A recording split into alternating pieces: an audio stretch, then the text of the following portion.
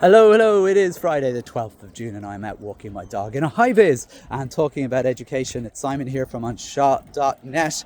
You can watch these videos on Anseo.net slash walk, or if you want to, you can listen to these shorter podcasts of me rambling about something in education on Apple or Spotify or any of your other favorite podcasting platforms.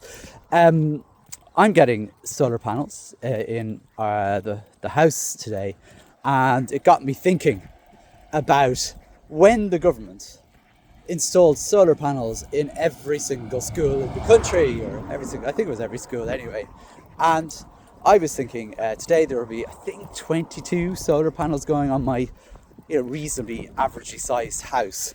And what that will do is it will give me hot water and it will give me electricity in the summer, but we'll also need a battery to store the energy, and it'll be probably enough for my small house.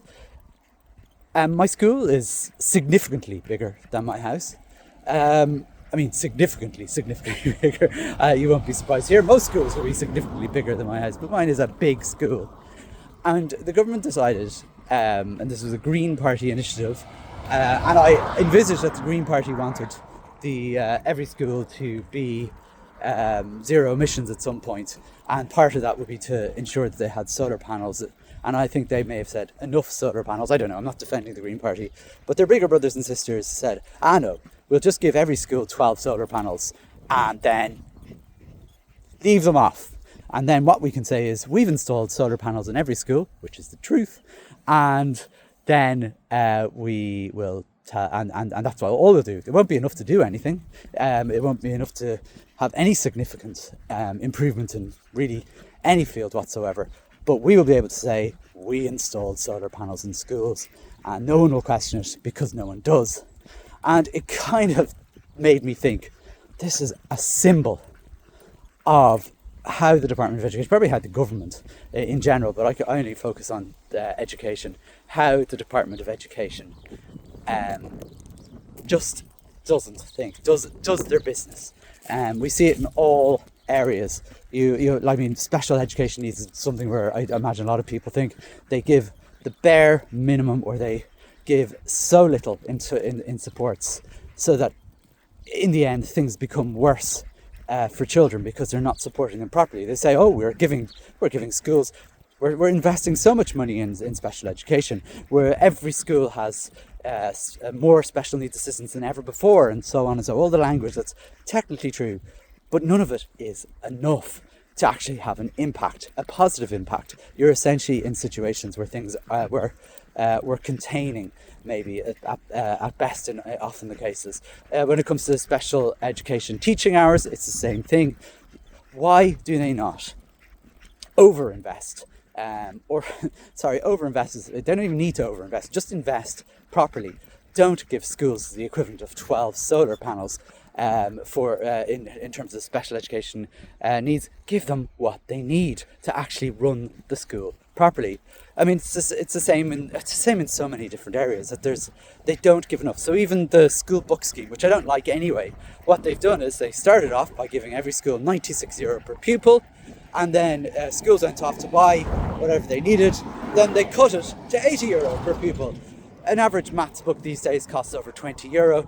I mean, again, they're not. They don't give enough to have the impact that they're trying to do. The school meals program, again, is another underinvestment. I know they're spending loads of money on this, but again, if they did it properly, it would be enough. So the school food, so you're getting, what is it, €3.20 per meal? Like, what kind of decent meal are you going to give to children for €3.20 in a system that we have? I could go on and on and on about funding things properly. But the other thing, which I find, I suppose, and this is the one that you'll all kind of go, oh, Simon, is all this money. They're pumping money into schools for little impact. But where does that money go? Is it actually invested into schools? And if you think about the solar panels, when they did come to schools, who owns those solar panels now? Well, the answer, as I'm sure some of you will know, is not the Department of Education. Even though they bought them, invested them, and all the rest of it, no, in the vast majority, possibly over 90% of cases, it is a private body. And that private body is usually the Church of Ireland or the Catholic Church. Every single cent that is invested into primary schools doesn't actually have a benefit even for the state. Almost every single penny that gets invested, the Department of Education don't even get the benefit of it. And I just think if we look at the story of the solar panels in Ireland, it sort of sums up, and it's a great symbol of how the Department of Education runs our system here. They don't give enough money to invest in it properly. I'm sure they spend their money unwisely, and then whatever money they do spend unwisely, they just give it away as a gift to a private entity. I don't care that it's the church particularly. It's just that it isn't invested in the state.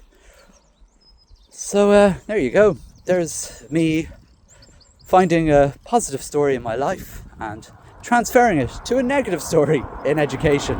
I'm full of joys on a Friday, aren't I? Anyway, I assume Friday the 12th of June is most people's sports days these days. Looks like you're going to have reasonably good weather. It won't be too hot, but it will be dry. And I hope you have a wonderful day. See you next week. Bye.